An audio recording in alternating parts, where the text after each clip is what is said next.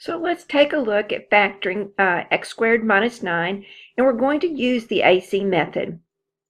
So remember, when we do the AC method, we want to have it in standard form, and we need to think about what A, B, and C is.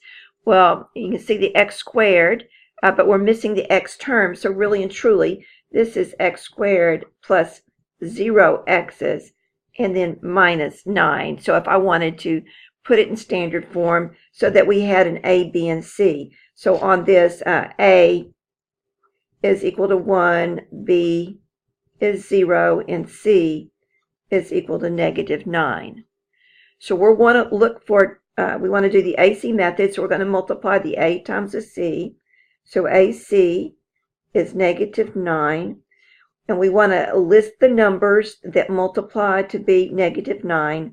So negative 3 and 3, actually 1, negative 1 and 9 as well.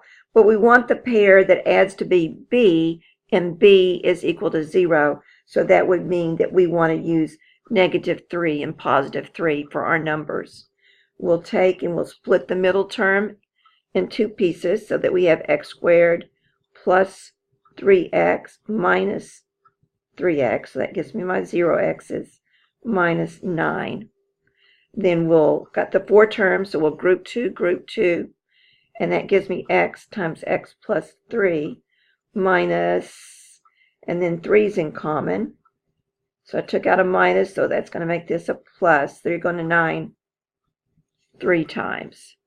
So my common factor there is the x plus 3, and that leaves me with this x minus 3. So x squared minus 9 factored into x plus 3, x minus 3. So x squared minus 9 is called the difference of squares. Difference because there's a minus there, and x squared is a square, and 9 can be expressed as 3 times 3. So notice an important part about this is that it's got to be two numbers that multiply times each other to get that 9, and they also add up to 0, so same thing. So what exactly are some squares? Squares are numbers that we can that can be expressed as something to the second power. So 1 squared would be 1 is a perfect square. 2 squared is 4. 3 squared is 9, so etc.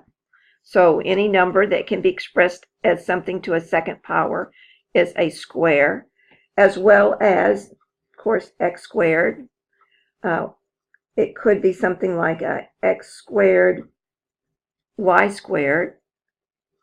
Those are both squares. Or it could be something along the lines of x to the 4th, because x to the 4th is x squared squared. So power to power and multiply. Say x to the 6th would be equal to x to the 3rd squared. So a power to a power. So it kind of splits those in half. X to the 8th is equal to x to the 4th squared. All right, so this is going to be a factoring pattern that you're going to see a lot, and you need to get very comfortable with. So it's called factoring a difference of two squares.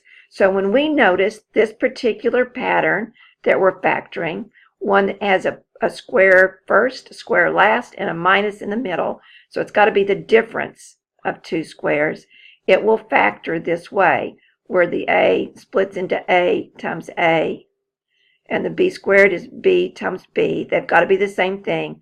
And then the outside is negative ab, inside is positive ab, and that's going to give me my 0 in the middle.